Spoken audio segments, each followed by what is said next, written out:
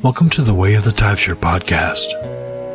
This is episode 30, The Sons of Tuireann, Part 1.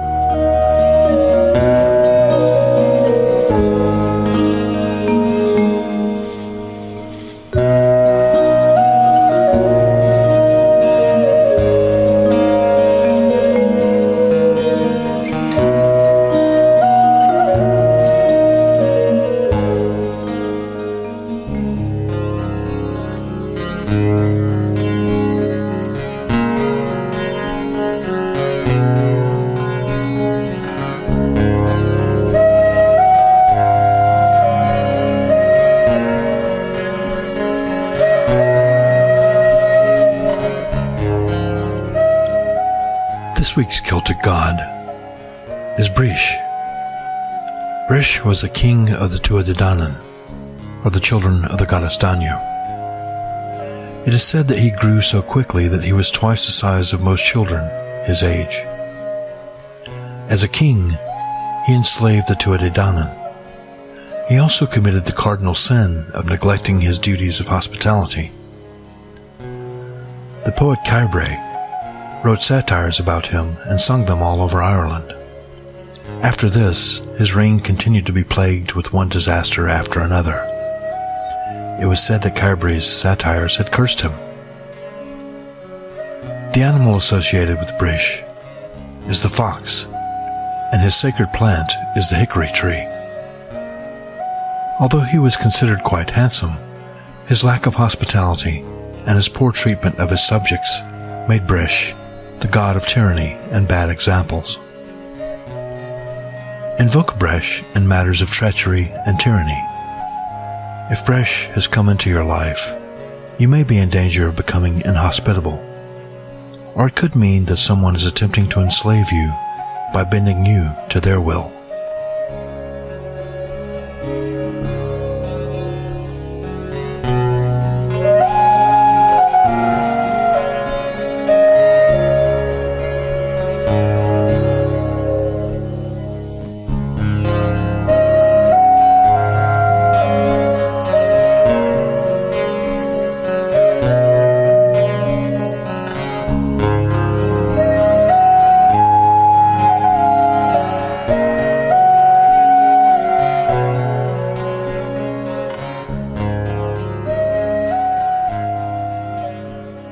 The Sons of Tuireann.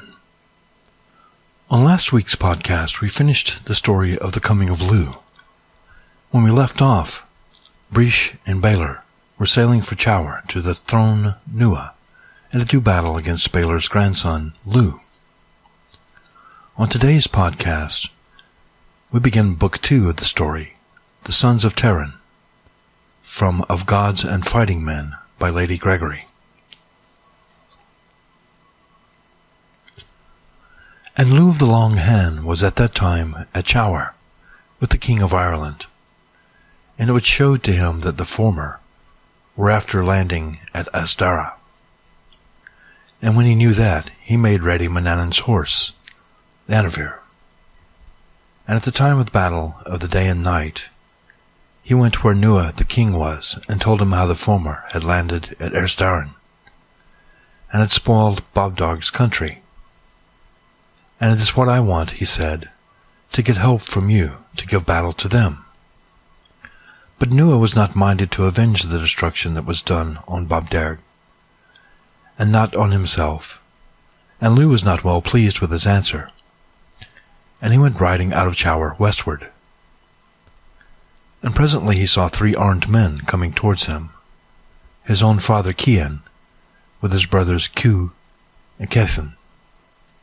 And there were the 3 sons of Cante, and they saluted him. "What is the cause of your early rising?" they said. "It is a good cause I have for it," said Lugh, "for the former are come into Ireland, and have robbed Bobdog." "And what help will you give me against them?" he said.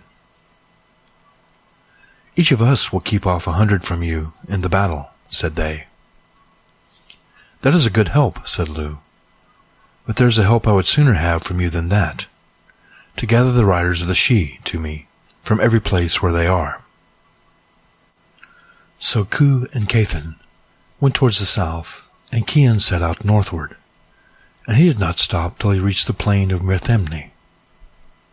And as he was going across the plain, he saw 3 armed men before him, that were the 3 sons of Tuireann, son of Ogma. And it is the way it was between the 3 sons of Tuireann and the 3 sons of Cante.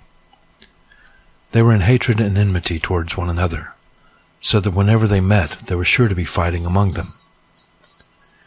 Then Cian said, "If my 2 brothers had been here, it is a brave fight we would make. But since they are not, it is best for me to fall back." Then he saw a great herd of pigs near him, and he struck himself with a druid rod that put on him the shape of a pig of the herd, and he began rooting up in the ground like the rest. Then Brian, one of the sons of Tuireann, said to his brothers, "Did you see that armed man that was walking the plain a while ago?" "We did see him," said they. "Do you know what it was took him away?" said Brian. "We do not know that," said they. "It is a pity you do not be keeping a better watch over the plains of this open country in a time of war," said Brian. "And I know well what happened to him, for he struck himself with his druid rod into the shape of a pig of these pigs, and he's rooting up the ground now, like any one of them, and whoever he is no friend to us." "That's bad for us," said the other 2, "for the pigs belong to some one of the Tua de Danann, and even if we did kill them all, the druid pig might chance to escape us in the end." "It is badly you got your learning in the City of Learning," said Brian, "for you cannot tell an enchanted beast from a natural beast." And while he was saying that, he struck his 2 brothers with his druid rod, and he turned them into 2 thin, fast hounds, and they began to yelp sharply on the track of the enchanted pig. And it was not long before the pig fell out from among the others, and not one of the others made way, but only himself. And it made for a wood, and at the edge of the wood Brian gave a cast of his spear that went through its body. And the pig cried out and said, "It's a bad thing you have done to have made a cast at me when you knew me." "It seems you have the talk of a man," said Brian. "I was a man indeed," said he. "I am Cian, son of Cante, and give me your protection now." "I swear by the gods of the air," said Brian, "that if the life came back 7 times to you, I would take it from you every time." "If that is so," said Cian, "give me one request. Let me go into my own shape again." "We will do that," said Brian, "for it's easier to kill a man than a pig." So Cian took his own shape then, and he said, "Give me mercy now." "We will not give it," said Brian. "Well, I have got the better of you for all that," said Cian. "For it was in the shape of a pig you had killed me, there would be no blood money for a pig on me. But as it is, in my own shape, you will kill me. Then never was there, and never will there be, any person killed, for whose sake a heavier fine will be paid than for myself. And the arms I am killed with," he said, "it is they that will tell the deed to my son." "It is not with weapons you will be killed, but with the stones lying on the ground," said Brian. And with that they pelted him with stones, fiercely and roughly, till all that was left of him was a poor, miserable, broken heap. And they buried him the depth of a man's body in the earth, and the earth would not receive that murder from them, but cast it up again. Brian said it should go into the earth again, and they put it in the ground the 2nd time, and the 2nd time the earth would not take it. And 6 times the sons of Tuireann buried the body, and 6 times it was cast up again. But on the 7th it was put underground, and the earth kept it. And then when they went to join Lugh of the Long Hand for the battle, Now as to Lugh, upon parting with his father he went forth from Chaur westward, to the hills that were called afterwards Garrick and Ilgarek, and to the ford of the Shannon, that is now called Althlane, and Berna na Erdena, the gap of separation, and over Mag Lurig, the plain of following, and to Cor Shlave na Gesla, the round mountain of the poet's spring, and to the head of Shan Shlave, and through the place of the bright-faced Koran, and from there to Magmor and Earnag, the great plain of the fair, where the former were, and the spoils of Connachta with them. It is then Bresh, son of Ethelin, rose up and said, It is a wonder to me that the sun be rising in the west today, and it is rising in the east every other day. It would be better for us it to be the sun, said the Druids. What else is it? Said he. It is the shining of the face of Lugh, son of Ethelin, said they.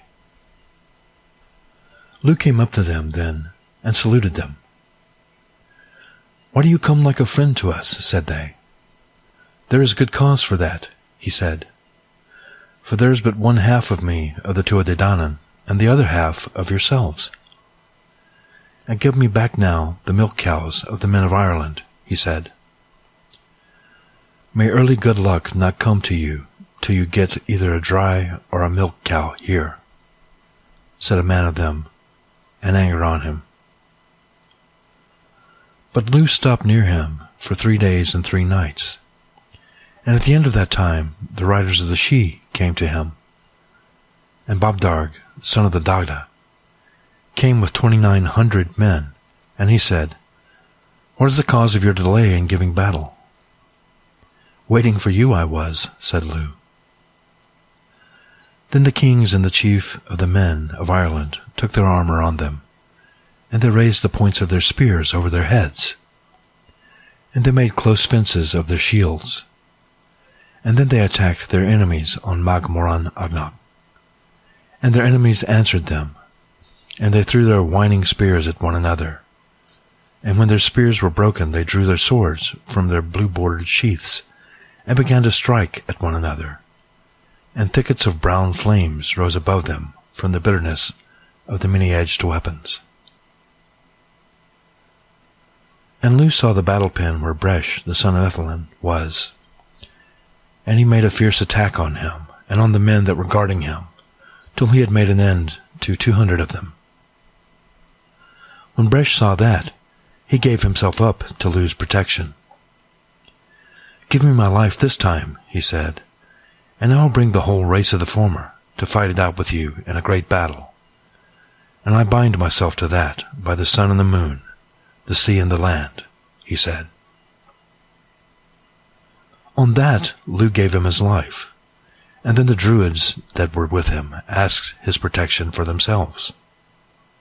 By my word, said Lugh, if the whole race of the former went under my protection, they would not be destroyed by me. So then Bresh and the Druids set out for their own country. Now as to Lugh and the Sons of Tuireann, after the battle of Magmor on Eanach, he met 2 of his kinsmen and asked them, did they see his father in the fight? We did not, said they. I'm sure he's not living, said Lugh, and I give my word, he said, that there will be no food or drink go into my mouth till I shall get the knowledge by what death my father died. Then he set out, and the riders of the Sidhe after him, till they came to the place where he and his father parted from one another, and from that to the place where his father went into the shape of a pig, when he saw the Sons of Tuireann. And when Lugh came to that place, the earth spoke to him, and it said, It is in great danger your father was here, Lugh, when he saw the Sons of Tuireann before him, and as into the shape of a pig he had to go, but it is in his own shape that they killed him. Then Lugh told that to his people, and he found the spot where his father was buried, and he bade them to dig there, the way he would know by what death the sons of Tuireann had made an end of him. Then they raised the body out of the grave and looked at it, and it was all one bed of wounds. And Lu said, "It was the death of an enemy the sons of Tuireann gave my dear father." And he gave him 3 kisses, and it is what he said. "It is bad the way I am myself after this death, for I can hear nothing with my ears, and I can see nothing with my eyes. And there's not a living pulse in my heart, with grief after my father. And you gods I worship," he said, "it's a pity I did not have to come here this time this thing was done. And it's a great thing that has been done here," he said. "The people of the gods of Dana to have done treachery to one another, and it is long that they will be under the loss by it, and be weakened by it. And Ireland will never be free from trouble, from this out east and west," he said. Then they put Cian under the earth again. And after that there was keening made over his grave, and a stone was placed on it, and his name was written in the Ogham. And Lu said, "This hill will take its name from Cian, although he himself is stripped and broken. And it was the sons of Tuireann did this thing," he said. "And there will grief and anguish fall upon them for it, and on their children after them. And it is no lie I am telling you," he said. "And it is a pity the way that I am, and my heart is broken in my breast, since Cian, this brave man, is not living." Then he bade his people to go before him to Taibhsear. "But do not tell the story till I tell it myself," he said. And when Lu came to Taibhsear, he sat in the high seat of the king, and he looked about him, and he saw the 3 sons of Tuireann. And those who were the 3 that were there beyond all the others at Taibhsear at that time, for quickness and skill, for a good hand in battle, for beauty and an honorable name. Then Lu bade his people to shake the chain of silence, and they did so, and they all listened to him. And Lu said, "What are your minds fixed on at this time, men of Dea?" "On yourself indeed," said they. "I have a question to ask you," he said. "What is the vengeance each one of you would take on the man that would kill your father?" There was a great wonder on them when they heard that, and one of the chief men among them said, "Tell us, was it your own father that was killed?" "It was indeed," said Lu. "And I see now in this house," he said, "the men that killed him. And they know themselves what way they killed him better than I know it." Then the king said, "It is not the death of one day only that I would give to a man who had killed my father, if he was in my power, but to cut off one of his limbs from day to day, till I would make an end of him." And all the chief men said the same, and the sons of Tuireann like the rest. "There are making that answer," said Lu, "the 3 men that killed my father, and let them pay the fine for him now, since you are all together in one place. And if they will not," he said, "I will not break the protection of the king's house, but they must make no attempt to quit this house till they have settled with me." "If it was I myself had killed your father," said the king, "I would be well content with you to take a fine from me for him." "It is at us Lu is saying all of this," said the sons of Tuireann among themselves. "Let us acknowledge the killing of his father to him," said Lucar and Luchabara. "I am in dread," said Brian, "that it is wanting an acknowledgment from us he is, in the presence of all the rest, and that he will not let us off with a fine afterwards." "It is best to acknowledge it," said the others, "and let you speak it out, since you are the eldest." Then Brian, son of Tuireann, said, "It's at us you are speaking, Lugh. For you are thinking we went against the sons of Cante before now, and we did not kill your father," he said. "But we will pay the fine for him, the same as if we did kill him." "I will take a fine from you that you do not think of," said Lugh. "And I will say here what it is, and if it's too much for you, I will let you off a share of it." "Let us hear it from you," said they. "Here it is," said Lugh. 3 apples, the skin of a pig, and a spear, 2 horses and a chariot, 7 pigs and a dog's whelp, and a cooking spit, and 3 shouts on a hill.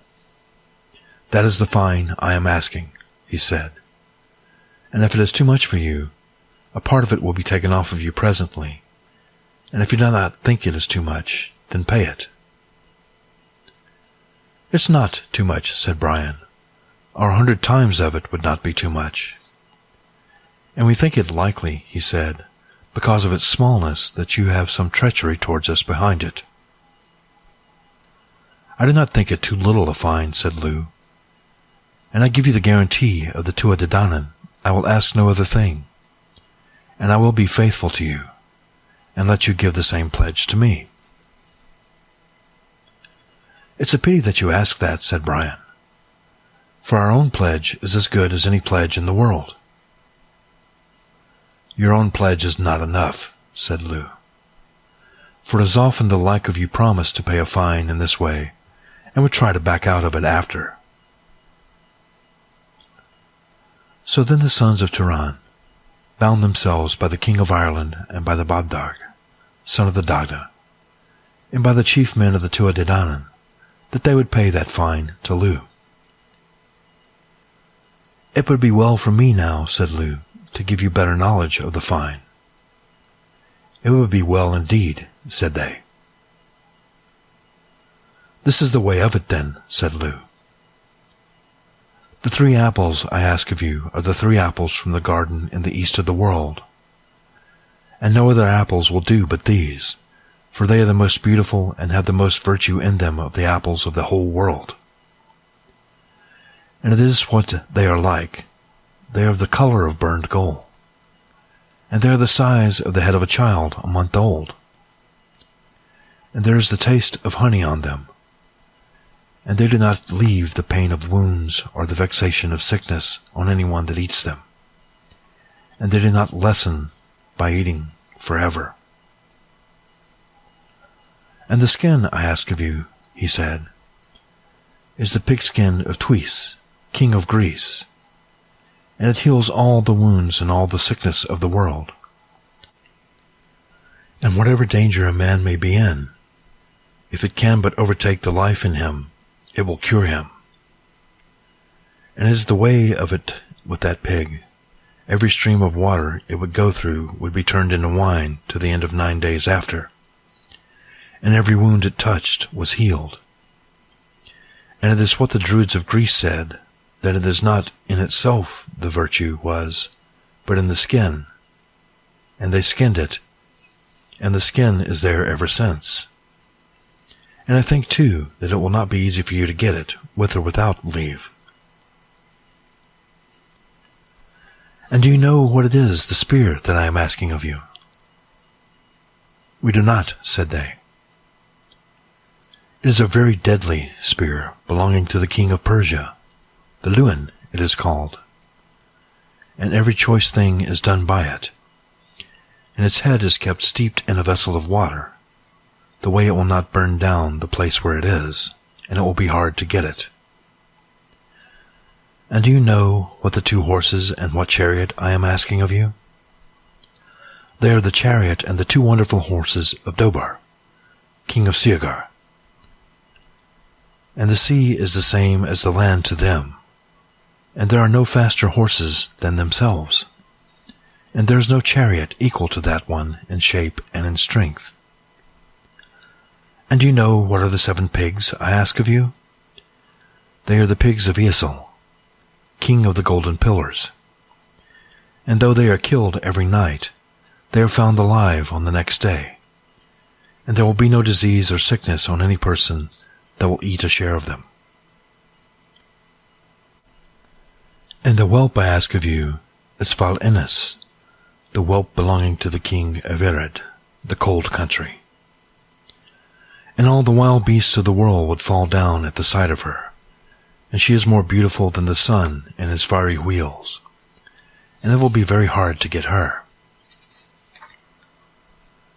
And the cooking spit I ask of you is a spit of the spits of the women of Enish Kenfena, the island of Cair, of the fair hair. And the 3 shouts you are to give on a hill must be given on the hill of Meochanan, in the north of Lachlan. And Meochanan and his sons are under bonds not to allow any shouts to be given on that hill. And it was with them that my father got his learning. And if I would forgive you his death, then they would not forgive you. And if you get through all of your other voyages before you reach to them, it is my opinion that they themselves will avenge him on you.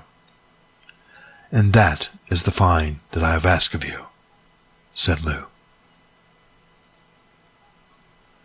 There was silence and darkness on the sons of Tuireann when they heard that. And they went to where their father was, and told him the fine that had been put on them. It is bad news, that is, said Tuireann, and it is to your death and to your destruction you will be going, looking for those things. But for all that, if Lu himself had a mind to help you, you could go work out the fine, and all of the men of the world could not do it but by the power of Manannan or Lu. Go then and ask the loan of Manannan's horse, the Anvar, from Lu, and if he has any wish to get the fine, he will give it to you. But if he does not wish it, he will say the horse is not his, and that he would not give you the loan of a loan. Then ask him for the loan of Manannan's coracle, the Squab-Tuan, the sweeper of the waves. And if he will give that, for he is under bonds not to refuse a second request, and the coracle is better for you than the horse, he said. So the sons of Tuireann went to where Lu was, and they saluted him. And they said they could not bring him the fine without his own help, and for that reason it would be well for them to get a loan of the Anvar. I have that horse on loan myself, said Lu, and I will not give a loan of a loan. If that is so, give us the loan of Manannan's coracle, said Brian. I will give that, said Lu.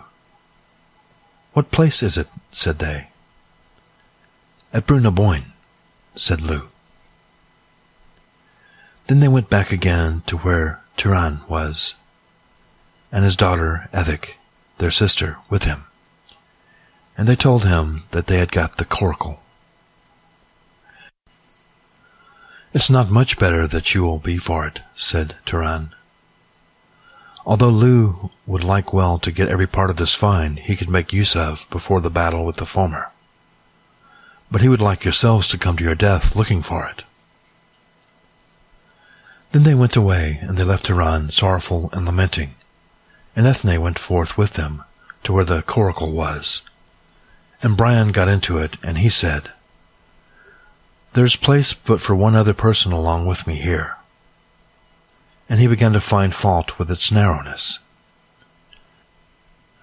You ought not to be faulting the coracle, said Ethne. And oh, my dear brother, she said, it is a bad thing you did to kill the father of Lu of the Long Hand. And whatever harm may come to you from it, it is but just. Do not say that, Ethne, he said, for we are in good heart, and we will do brave deeds. And we would sooner be killed 100 times over, they said, than to meet the death of cowards. My grief, said Ethne, There is nothing more sorrowful than this, to see you driven out from your own country." Then the three pushed out in their coracle from the beautiful clear-eyed shore of Ireland. "What course shall we take first?" said they. "We will go to look for the apples," said Brian, "as they were the first thing we were bade to bring. And so we ask of you, coracle of the Manannan that is under us, to sail to the garden in the east of the world."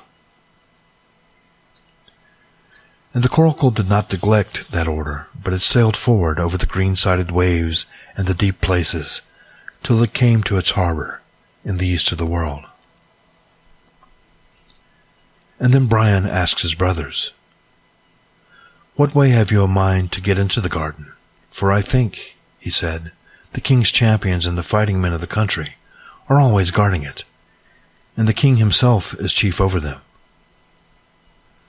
"What should we do," said his brothers, "but to make straight at them and attack them, and bring away the apples or fall ourselves, since we cannot escape from these dangers that are before us, without meeting our own death in some place?"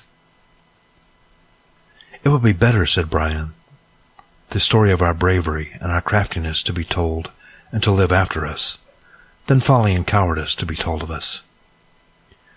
And what is best for us to do now," he said, "is to go in the shape of swift hawks into the garden, and the watchers have but their light spears to throw at us, and let you take good care to keep out of their reach. And if they have thrown them all, make a quick flight to the apples, and each of us to bring away an apple in our claws, and I will bring away the third." They said that that was a good advice, and Brian struck himself and the others with his druid rod, and changed them into beautiful hawks.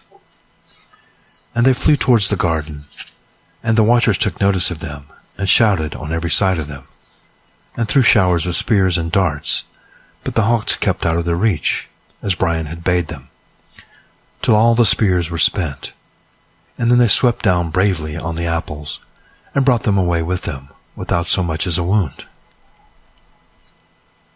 And the news went through the city and the whole district, and the king had 3 wise crafty daughters, and they put themselves in the shape of 3 ospreys, and they followed the hawks to the sea, and sent flashes of lightning before them and after them, scorching them greatly. "It is a pity the way we are now," said the sons of Tuireann, "for we will be burned through and through with the lightning if we do not get some relief." "If I can give you relief, I will do it," said Brian. With that he struck himself and the brothers with the druid rod, and they were turned into 3 swans. And they went down quickly into the sea, and the ospreys went away from them then. And the sons of Tuireann went into their boat. After that they consulted together, and it is what they agreed, to go to Greece, and to bring away the skin of the pig, with or without leave. So they went forward till they came near to the court of the king of Greece. "What appearance shall we put on us going there?" said Brian. "What appearance should we go in but our own?" said the others. "That's not what I think is best," said Brian, "but to go in with the appearance of poets from Ireland, the way the high people of Greece will hold us in respect and honor." "It would be hard for us to do that," they said, "and we without a poem, and it is little we know how to make one." However, they put the poet's tie on their hair, and they knocked at the door of the court, and the doorkeeper asked who was in it. "We are the poets of Ireland," said Brian, "and we are come with a poem to the king." The doorkeeper went in and told the king that there were poets from Ireland at the door. "Let them in," said the king, "for it is in search of a good man they came so far from their own country." And the king gave orders that everything should be well set out in the court, that they would say that they had been no place so grand in all of their travels. So the sons of Tuireann were let in then, having the appearance of poets, and they fell to drinking and pleasure without delay.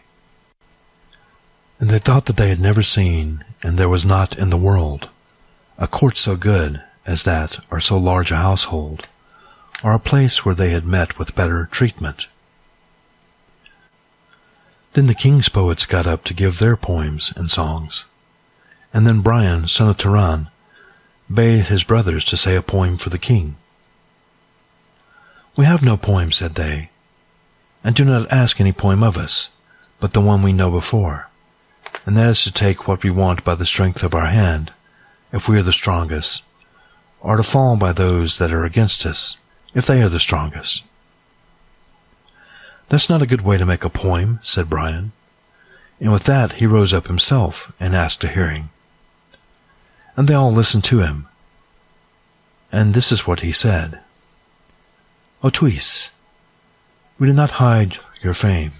We praise you as the oak among kings, the skin of a pig, bounty without hardness. This is the reward I ask for it. The war of a neighbor against an ear, the fair ear of his neighbor will be against him. He who gives us what he owns, his court will not be the scarcer for it. A raging army and a sudden sea are a danger to whoever goes against them. The skin of a pig, bounty without hardness. This is the reward I ask, O Tuis." "That is a good poem," said the king, "but I do not know a word of its meaning." "I will tell you its meaning," said Brian. "O Tuis, we did not hide your fame. We praise you as the oak king above the kings. That is, as the oak is beyond the kingly trees of the wood, so are you beyond the kings of the world for open-handedness and grandeur. The skin of a pig, bounty without hardness. That is, the skin of a pig you own, is what I would wish to get from you as a reward for my poem. The war of a neighbor against an ear, the fair ear of his neighbor will be against him. That is, you and I will be by the ears about the skin, unless I get it with your consent." "And that is the meaning of the poem," said Brian. "I would praise your poem," said the king, "if there was not so much about my pigskin in it. And you have no good sense, man of poetry," he said, "to be asking that thing of me. And the people of my court never showed greater respect for poetry than now, when they did not put you to death on the spot." When Brian heard that talk from the king, he thought of the apple that was in his hand, and he made a straight cast and hit him in the forehead, so that his brains were put out at the back of his head. And he bared the sword and made an attack on the people about him. And the other two did not fail to do the same, and they gave him their help bravely until they had made an end of all they met of the people of the court. And then they went and found the spear, and its head in a cauldron of water, the way it would not set fire to the place. And after a while they said it was time for them to go and look for the rest of the great find that was on them, and they asked one another what way should they go.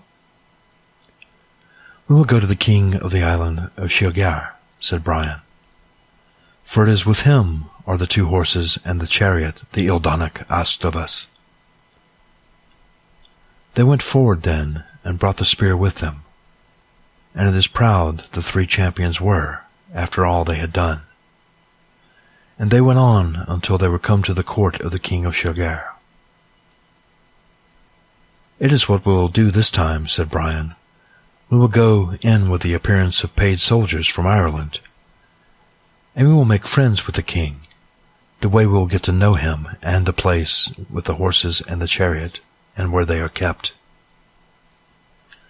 And when they had settled on that, they went forward to the lawn before the king's house. The king and the chief men that were there with him rose up, and came through the fair to see what was going on there. And they saluted the king, and he asked who they were. "We are trained fighting men from Ireland," they said. "We are earning wages from the kings of the world." "Is it your wish to stop with me for a while?" said the king. "That is what we are wanting," said they. So they made an agreement and took service with him. Next week, we'll read part 2 of the Sons of Tuireann.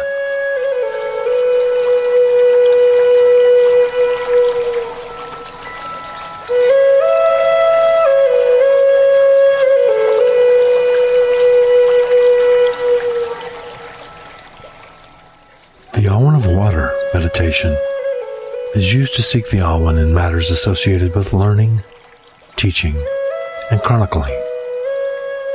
It is helpful when you seek a season of new learning and education in your life. The Awen of Water meditation is particularly useful when learning matters concerned with culture, history, and your own ancestry. The direction of water is the west. It may help when performing this meditation to face west if possible.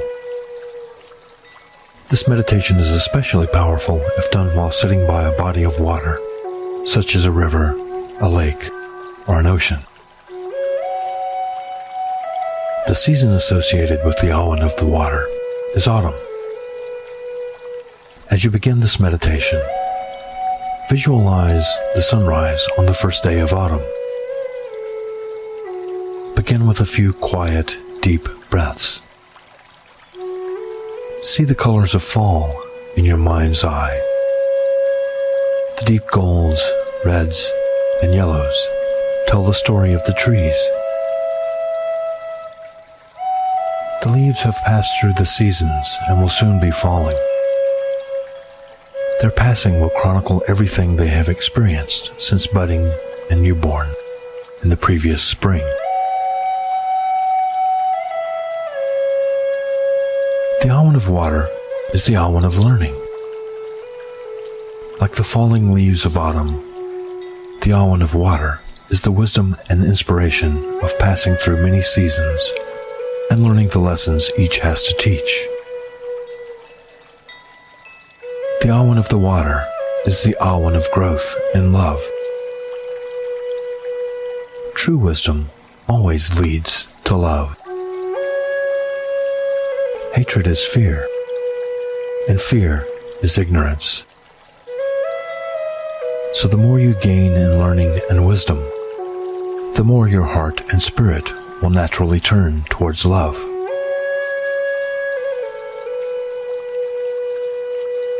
What can the Awen of Water teach you about casting aside fear and hatred and turning towards love?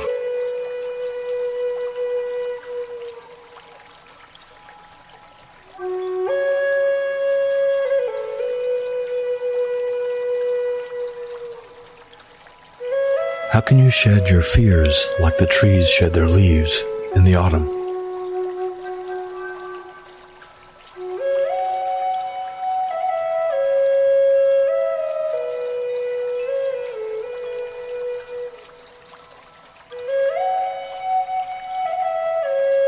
What knowledge and wisdom would you need to seek in order to do so?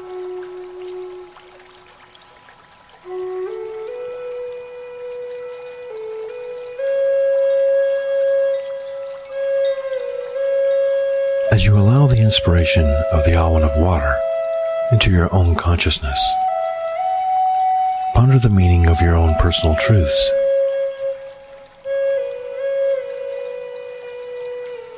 How could the Awen of Water lead you to knowledge of your own personal truths?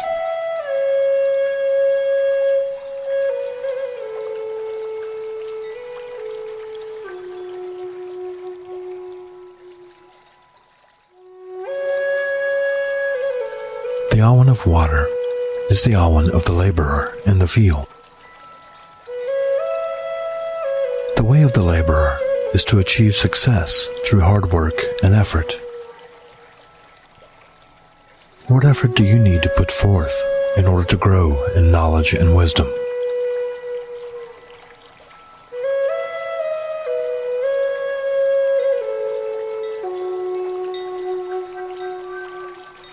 What teachings can the Awen of Water lead you to?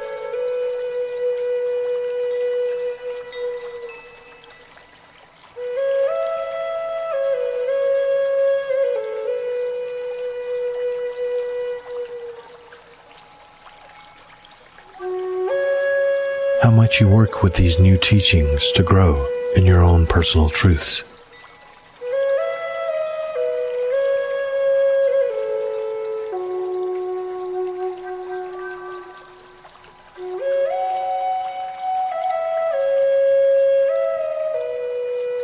How much you work with this new wisdom to grow in love.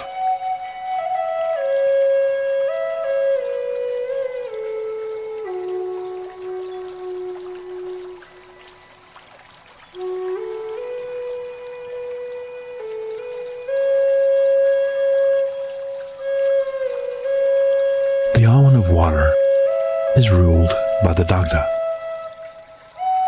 He is known as the good god and the All-Father of the Irish gods. He is the father and protector of the tribe. He is known by many names. One of these names is Rua Rafosa, the Lord of Great Knowledge. He is the many-skilled creator god of the Celtic peoples. The Dagda carries a war club that can kill 9 men with a single blow. But the handle of this club can restore a person to life. This club of the Dagda contains within it the mysteries of life and death. The Dagda also carries a cauldron called Kore Unsik. This is a cauldron of plenty from which no one ever left unsatisfied. What is your war club? What knowledge or wisdom do you possess that has the power to destroy or to heal?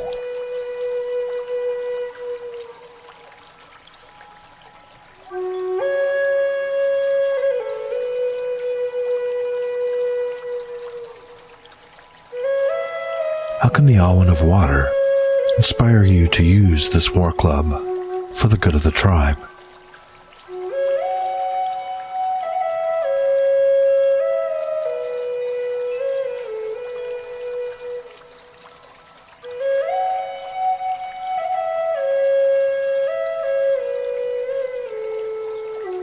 What mysteries of life and death could the Awan of water reveal to you?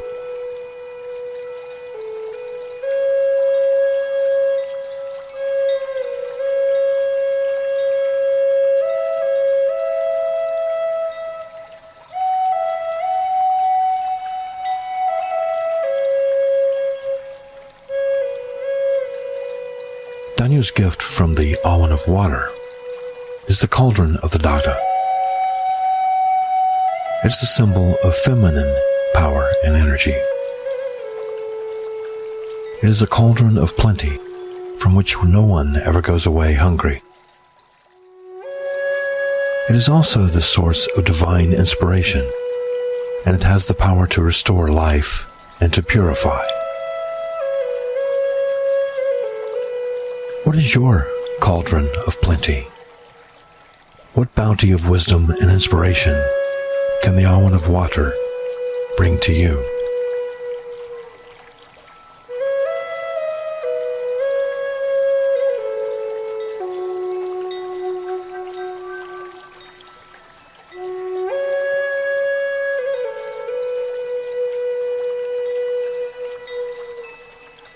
What inspiration do you offer to others?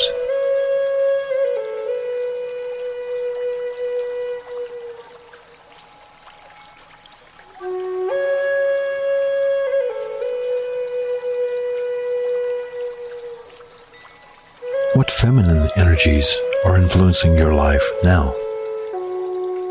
What is your relationship to them?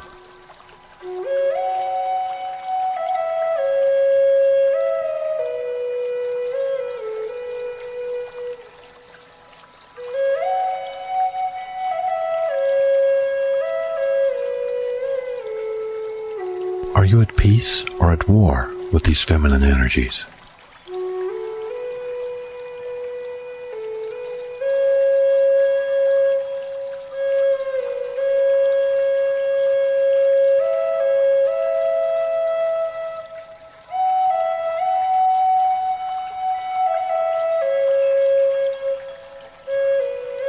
How might the Awen of water help your relationship to these energies change for the better?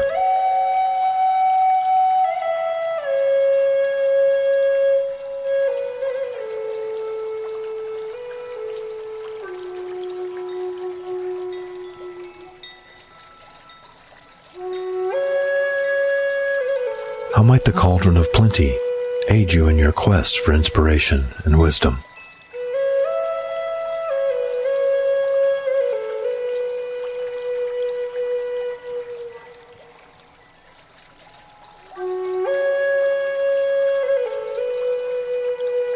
As this meditation on the Awen of water draws to a close, give thanks to Danu and to the Dada for the cauldron of plenty they have bestowed upon you.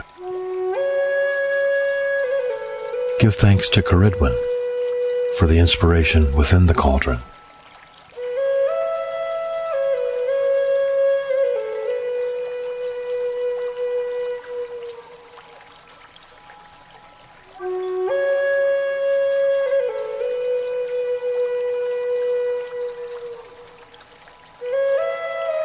When you are ready, end this meditation, knowing that you have received the wisdom of Caridwen's potion of inspiration that flows from the Dagda's cauldron.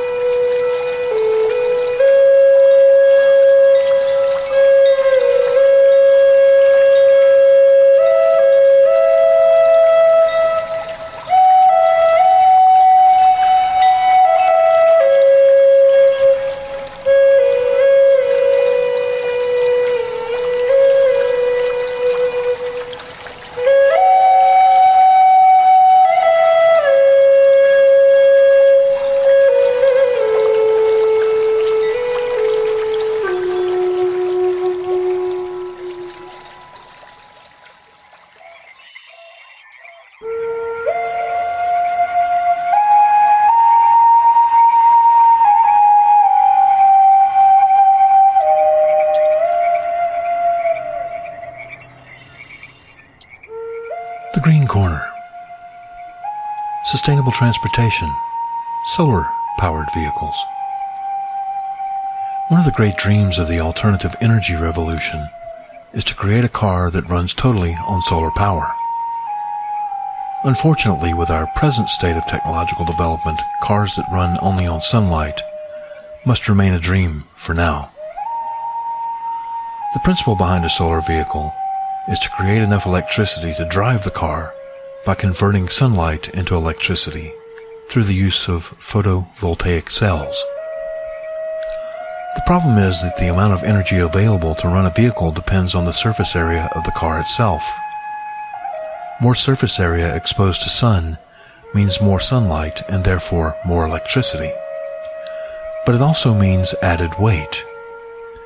And added weight means more electricity is needed to move that weight. There's an optimal ratio of surface area to operating weight, and at the present time that ratio only allows for a one-person vehicle.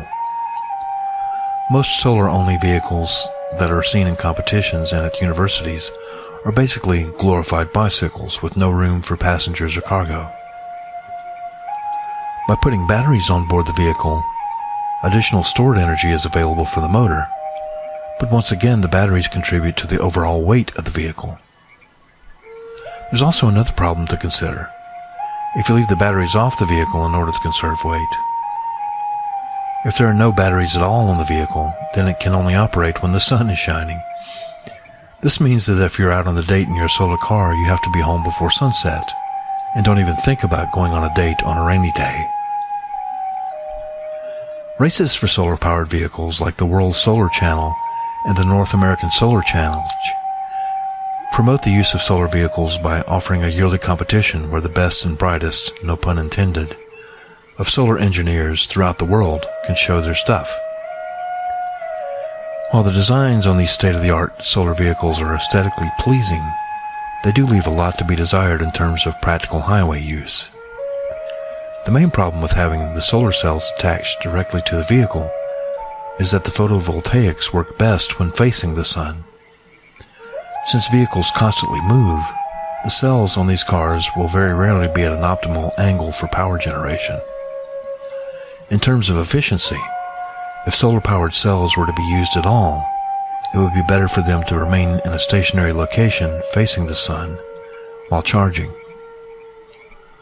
So if solar-powered vehicles were to become a reality, it would be far more practical to charge these vehicles by leaving the solar panels at a fixed location. These solar panels would then have a hookup that could be attached to the car to charge the onboard battery pack while the vehicle is not in use.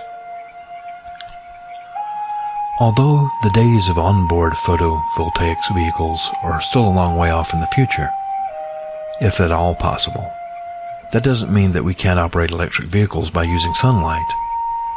It just means having the solar panel as a separate filling station, no different from buying gasoline today.